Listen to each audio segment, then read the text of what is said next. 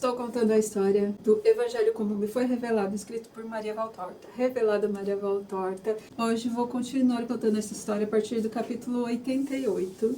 Juntos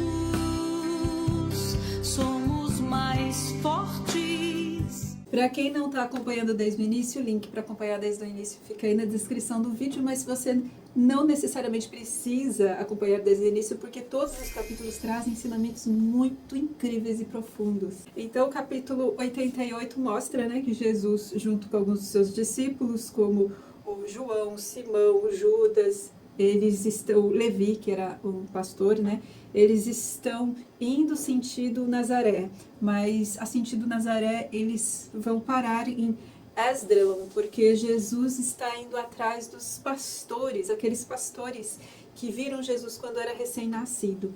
Então mostra isso, eles no calor muito forte, é um calor muito forte mesmo. Eles estão todos muito cansados, mas Jesus está sorridente e feliz porque sabe que vai se encontrar com um dos pastores chamado Jonas. Então assim, mostra nessa parte da história, assim, mostra o quão importante é para Jesus ele encontrar com esses pastores, que é aqueles pastores que conheceram Jesus quando era recém-nascido e que a partir do momento que conheceram o Jesus recém-nascido passaram a ter uma fé, um amor muito grande por Jesus e pela mãe de Jesus, Então passaram a ter uma fé e uma devoção muito forte, falar de Jesus. Então ele está indo ao encontro desses pastores um por um e mostra assim que ele caminha muito, mesmo no sol muito forte, que cada um desses pastores é muito importante para ele, é muito valioso para ele chegar nesses pastores. Eu vim aqui por você, eu estou aqui por você, eu vim aqui falar que eu estou com você, que você não está sozinho, Então assim, dá essa força, esse amparo, esse amor. Então mostra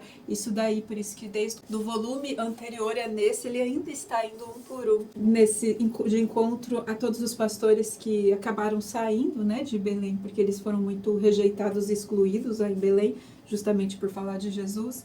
Então ele está indo de encontro agora a um pastor chamado Jonas. Aí o Levi, que também é um pastor que conhece o Jonas, ele perguntou para Jesus: quer que eu vou na frente para me encontrar e já preparar o Jonas da sua chegada? E Jesus permite, ele vai andando mais rápido para se encontrar e avisar, para o Jonas que Jesus estava chegando. E mostra nessa parte da história que quando esses pastores começaram a sofrer muita perseguição e tiveram que sair de Belém, eles foram ajudados por Zacarias, o pai, do João Batista, e o Zacarias ajudou eles a arranjar emprego. Então esses pastores, esse pastor, no caso Jonas, ele trabalhava para um fariseu.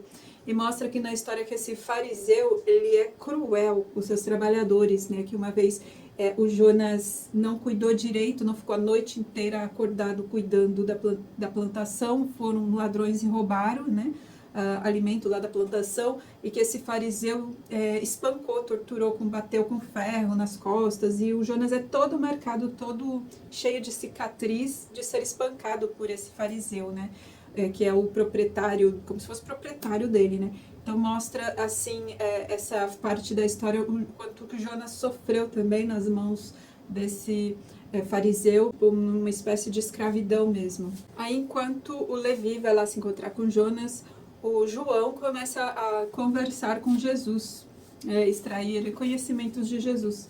E daí Jesus fala para o João que muitas pessoas vão até ele para pedir alguma coisa, com algum tipo de interesse, para pedir milagre, para pedir alguma coisa, quando urge uma necessidade, só vai rogar Jesus quando há alguma necessidade, ou quando está em grande sofrimento. E daí Jesus fala assim para o João: amar-me mesmo só por amor, tipo, me amar sem algum tipo de interesse em troca, isso será coisas de poucos Joãos. Tipo assim, falando: João, me amar como você me ama, por eu ser quem eu sou, sem qualquer tipo de interesse em trocas, são raríssimos.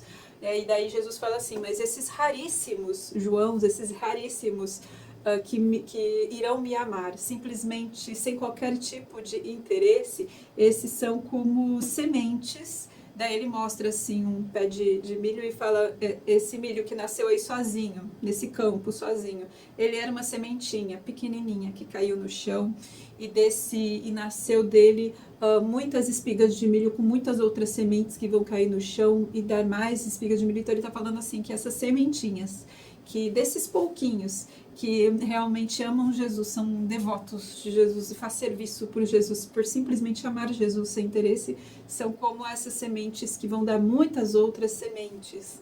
Então ele fala também dando exemplo desse milho, desse milharal, que vai derrubar muitas sementes e muitos animais virão se alimentar dessas sementes, né? Vai nutrir, alimentar muitas aves com essas sementes, que essa única sementinha dará, né? Muitas sementes e muitos desses animais vão se alimentar.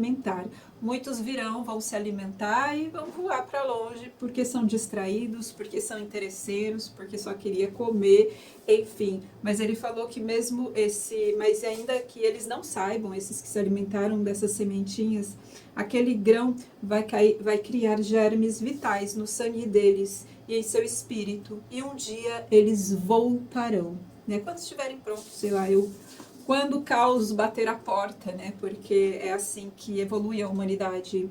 No caos gera ordem, né? Sempre o ser humano tem essa característica de esperar um grande caos, um grande sofrimento para, enfim, voltar a se alimentar, né? Dessas sementes do amor. Ele fala assim, quanto bem vai surgir do meu sacrifício, e pelo meu sacrifício quanta recompensa terei, né? Tipo assim, ele fala assim que o sacrifício dele é pequeno comparado com a grande recompensa que ele terá. Que ele terá, sim, o seu rebanho de volta, terá seus filhos que ele tanto ama, salvos, né? Então, ele também fala isso para o João. Aí eles chegam, né, no lugar onde está o Levi, e aí Levi, ele fala, mestre, aqui está o Jonas, e mostra assim que o Jonas já tem um aspecto de idoso, todo ferido, machucado por causa da tortura que sofria lá nas mãos do dono dele, do proprietário dele lá, o fariseu. Jonas não consegue nem falar nada, nem responder, só corre, cai aos pés de Jesus e começa a chorar de tanta emoção, de tanta felicidade. Aí o Jonas fala assim, quando estive para morrer, ou seja, sabe quando ele foi torturado pelo fariseu lá, espancado, muito espancado, ele quase morreu, né? Aí ele falou que viu a mãe de Jesus, né? Que ele viu a mãe de Jesus, não fisicamente, mas ele mostra assim, que a sua mãe, né, a mãe de Jesus, veio e me disse, vós ainda vai servir o meu filho, tipo, ainda não chegou a sua hora, você vai servir o meu filho. E ela não pôde ter dito uma coisa dessa se não fosse verdade. Ele falando assim, por isso que eu nunca perdi a fé, eu sabia que você viria ao meu encontro, porque sua mãe apareceu para mim quando eu estava quase morrendo e falou que eu ia viver, porque eu ainda iria te servir. Aí Jesus falou assim, levanta-se e a minha mãe lhe manda saudação. Morastes perto dela, no coração dela. E saiba que Nazaré é hospeda. Daí ele fica assim, nossa, em Nazaré, aqui pertinho, ela mora aqui pertinho, se eu soubesse eu já teria ido até ela, eu teria corrido até ela, beijado os pés dela. Porque assim, o que mostra nessa história, tanto desse Jonas quanto dos outros pastores que Jesus já encontrou, eles ficaram muito, quando eles conheceram Jesus quando era bebê, eles viram Jesus no colo da Maria.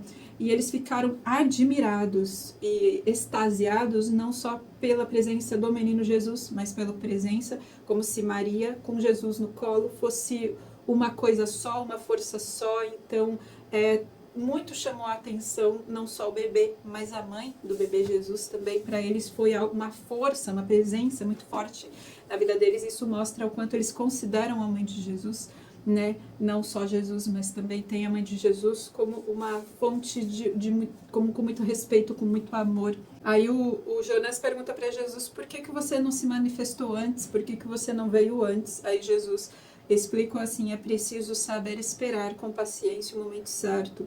Aí Jesus explicou, eu também era como um grão já semeado, né? Fazendo uma analogia com plantio, já que eles são pastores, e no caso do Jonas está trabalhando com plantio e colheita, né, nesse momento, e tu me havias visto no ato da semeadura, ou seja, quando eu tinha acabado de ser semeado e era um bebê recém-nascido. Depois, desapareci, sepultado debaixo de um necessário silêncio, para crescer, para conseguir crescer e chegar ao tempo da seara, brilhando aos olhos de quem me tinha visto recém-nascido e aos olhos de todo o mundo. E este tempo agora chegou. Agora o recém-nascido está pronto para ser o pão do mundo, o alimento do mundo. E em primeiro lugar procuro os meus fiéis, os meus primeiros fiéis, que são os pastores, né? Então Jesus fala isso, que ele teve que se se desaparecer, se esconder para poder crescer, estar pronto para a semeadura e ser o pão do mundo. Aí o Jonas começa a falar para Jesus, olha o sofrimento que eu passo, né? O fariseu, que é o meu chefe aqui,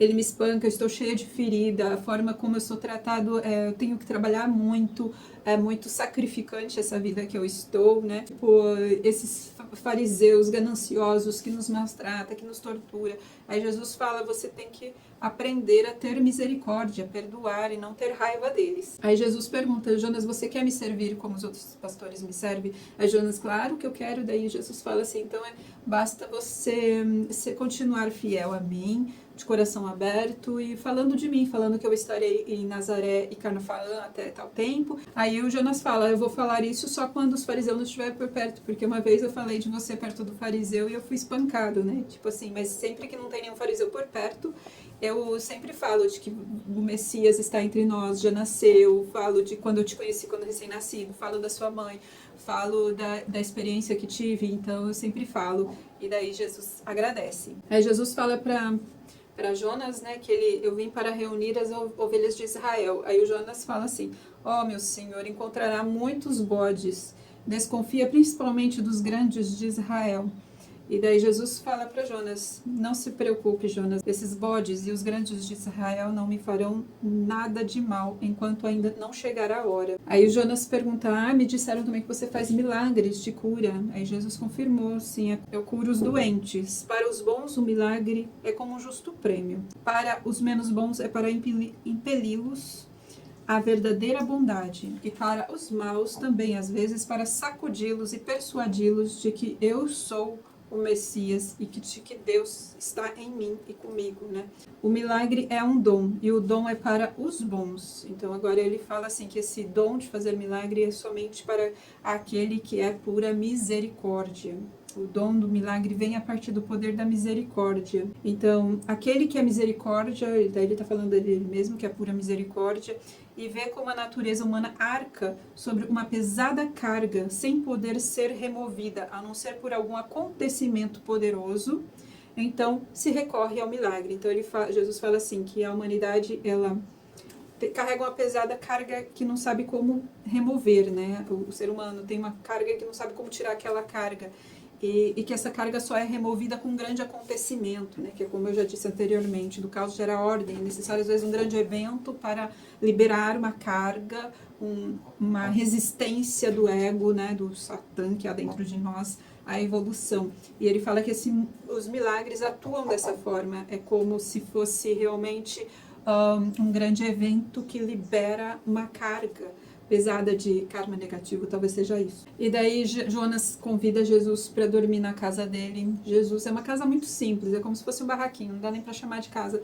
E daí Jesus, ele passa a noite na casa de Jonas e no dia seguinte ele se despede de Jonas e Jonas pede para ir com Jesus, me tire daqui. E daí Jesus fala que ele vai embora, mas é que ele volta, e quando ele voltar ele traz a mãe dele, Maria, junto com ele, né, porque Jonas tem muito carinho também por Maria. Aí a despedida, Jonas chora muito, porque ele não queria ficar sozinho, ele queria ir com Jesus, mas Jesus pede para ele continuar onde ele está e continuar de forma honesta o seu trabalho. Quando eles já saíram, já partiram, Simão, ele chama Jesus para conversar em particular, né, enquanto eles estão caminhando, né, seguindo sentido Nazaré, e Simão questiona, né, fala assim, o Lázaro, lembra que o Lázaro é um amigo rico do Simão? O Lázaro se propôs, e Lázaro é muito rico, se propôs a dar o que for de dinheiro para quem for o seu seguidor, para ajudar, né, todos os seus seguidores. Então, você não quer que eu peça para Lázaro para, tipo, pagar a liberdade do Jonas, para o Jonas poder te seguir, assim, igual nós? Aí Jesus explica para Simão. Jesus fala assim primeiro, a felicidade do Jonas também me faria muito feliz, mas isso que você está me pedindo é algo que Judas me pediria, né? Judas, ele iria dizer o seguinte, mas se tu é o verbo de Deus, tem todo o poder de milagre, ordena a Deus e as pedras que transforme-se em ouro, e o pão para matar a fome de todos os mundos, e dá todo o dinheiro do mundo para Jonas poder te seguir. Repetiria esse tipo de discurso que viria da força do Satanás, né? Então ele falou assim, Eu quero matar sim a fome de todos, eu quero sim que todos sejam salvos, mas não como Judas gostaria. Ainda sois demais por ignorante para compreender a profundidade do que eu estou dizendo.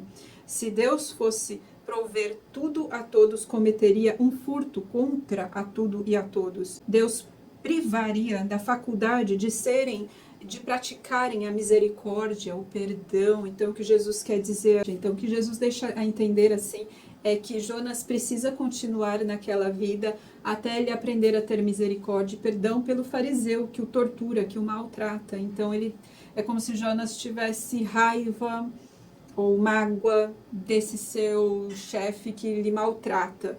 E enquanto ele não aprender a perdoar, a sentir misericórdia, perdão de verdade, ele precisa ficar lá para praticar as virtudes, principalmente da misericórdia. E que se Jesus tirasse ele desse lugar de aprendizado e levasse ele, ele não aprenderia, não iria desenvolver essa habilidade, essa virtude tão necessária. Então é como aquele ensinamento, né? Como se Jonas estivesse dentro de um casulo de borboleta e ele ainda não está maduro. Se Jesus fosse lá e tentasse tirar aquele ser de dentro do casulo sem estar maduro, não ia ser nenhuma lagarta, nenhuma borboleta, ia ser uma coisa disforme e isso seria uma crueldade. Então, precisa o Jonas estar naquele casulo apertado, naquela situação de dor para poder desenvolver a misericórdia, então se libertar e ser uma borboleta. Isso é uma metáfora que eu estou usando, tá? Mas é só para explicar o que Jesus quis dizer. A vida, ela sabe como ensinar e a gente precisa respeitar o tempo e a forma como a vida ensina. E no próximo vídeo vamos continuar essa história a partir do capítulo 89. Até o próximo vídeo. Namastê.